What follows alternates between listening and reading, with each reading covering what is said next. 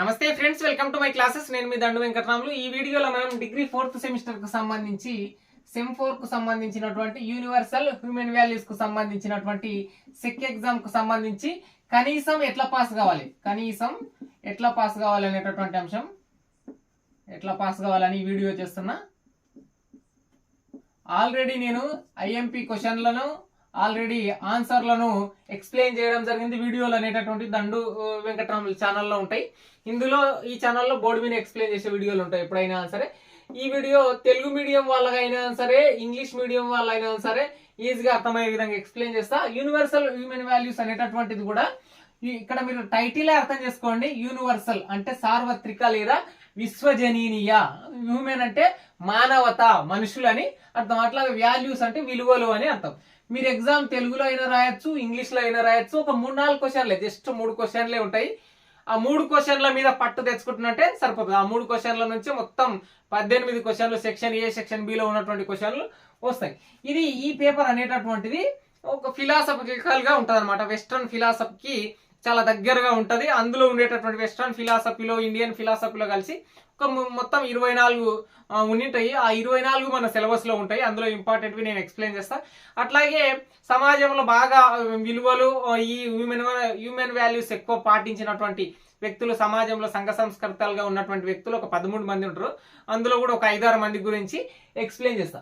అయితే దీనికి సంబంధించినటువంటి ఏదైతే యూనివర్సల్ హ్యూమన్ వాల్యూస్ కు సంబంధించినటువంటి ఈ ఆన్సర్లు కంప్లీట్ గా మీరు ఆన్సర్ రాసేటప్పుడు ఎట్లా రాయాలి అనేటటువంటిది ప్రతిది కూడా చెప్తా.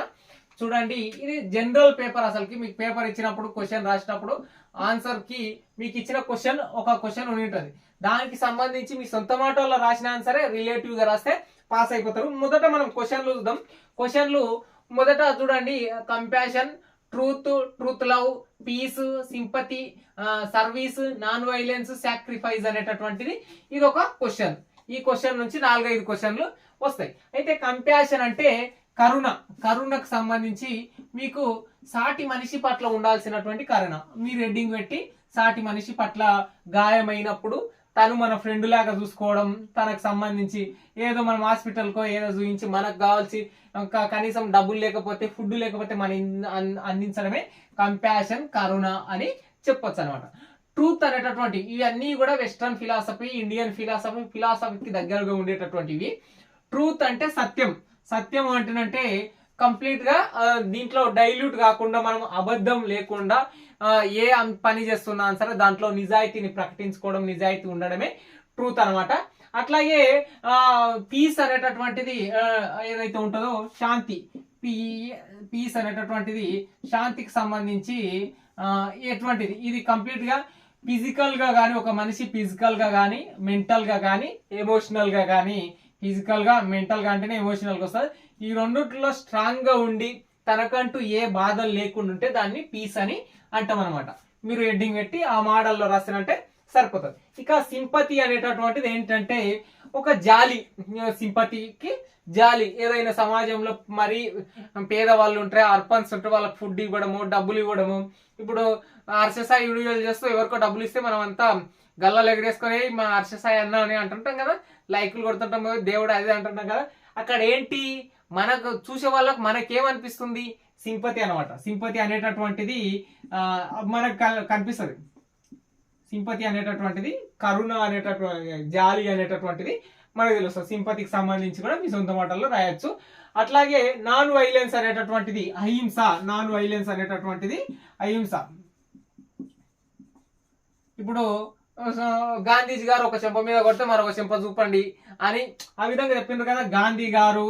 అట్లాగే మార్టిన్ లూథర్ కింగ్ గారు, అట్లాగే నెల్సన్ మండేలా గారు.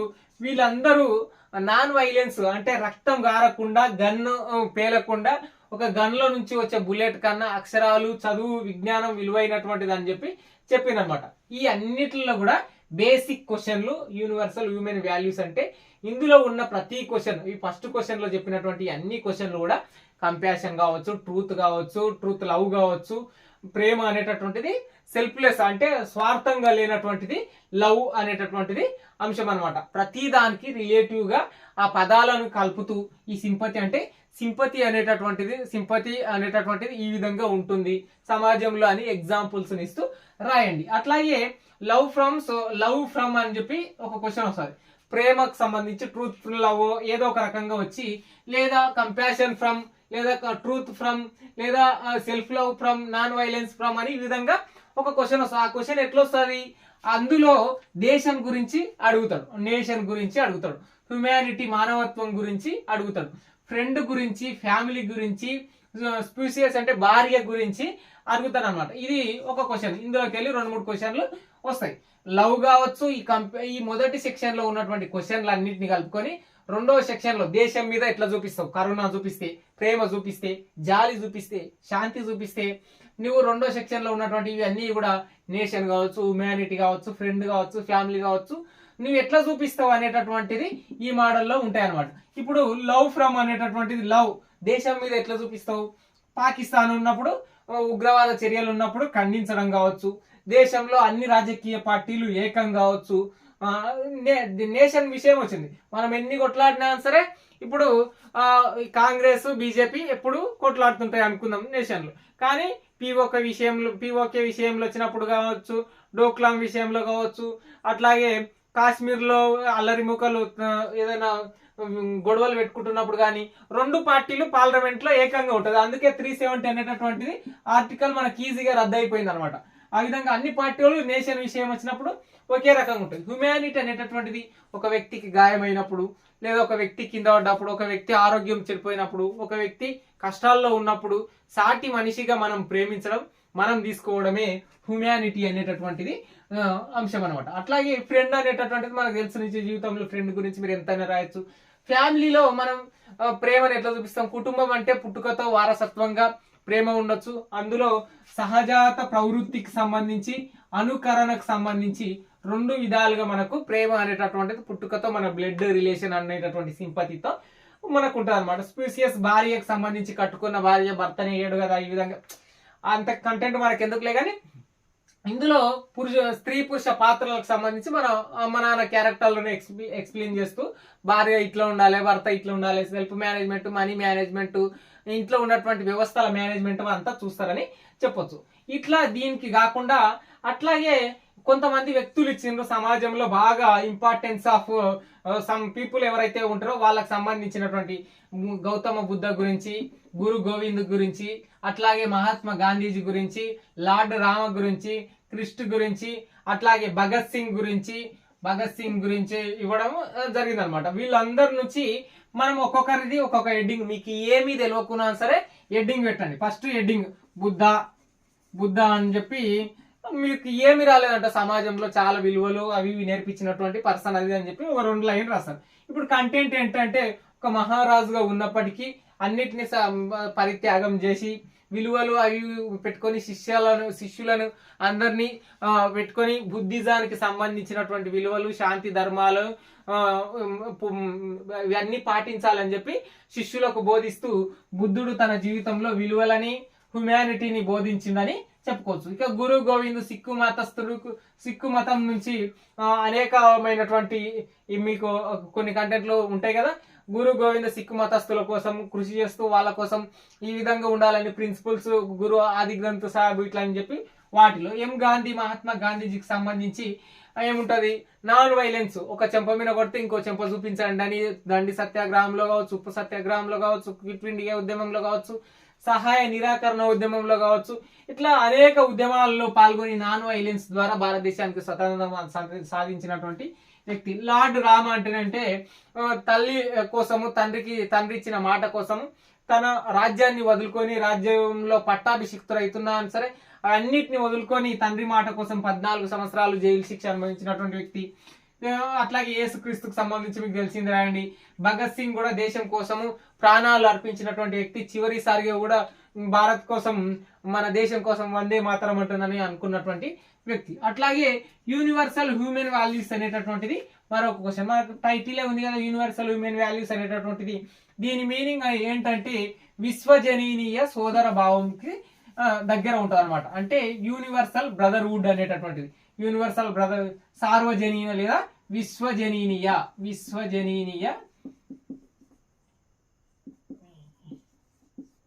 ఇది మానవ విలువలు.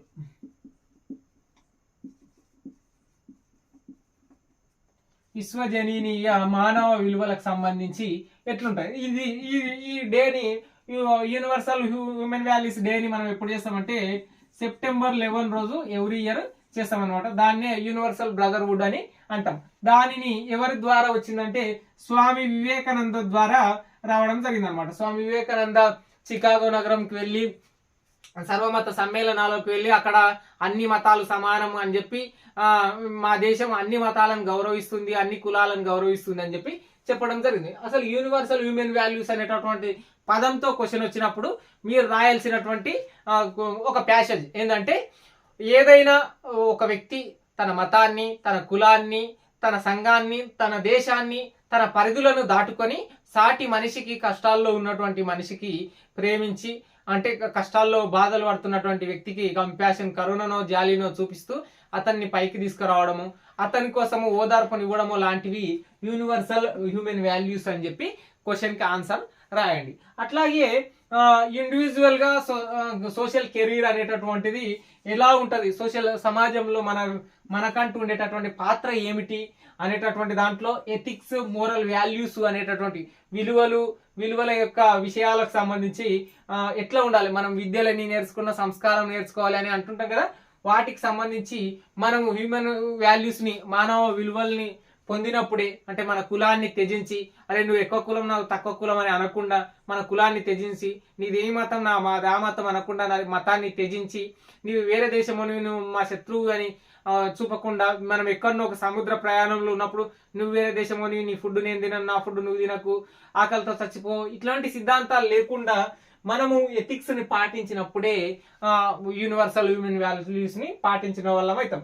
మనకంటూ ఫ్రీడమ్ ఎంత ఉన్నా, లిబర్టీ ఎంత ఉన్నా, మనము ఖచ్చితంగా హ్యూమన్ వాల్యూస్ ని, మానవతా విలువల్ని పాటించాలి. అట్లాగే ప్రాక్టీసింగ్ రికగ్నిషన్ అనేటటువంటి, అంటే సంఘ పరిత్యాగులు అనేటటువంటి వాళ్ళు వీళ్ళందరూ రావడం జరుగుతుంది. అట్లాగే ఇంపార్టెన్స్ ఆఫ్ వాల్యూస్ అనేటటువంటిది, ఏదైతే అడ్వాంటేజెస్ ఆఫ్ వాల్యూస్ ఇట్లా రావడం జరుగుతుంది. వాల్యూస్, విలువలు అనేటటువంటి ఉండడం చేతనే మానవ జాతి ముందుకు ఈ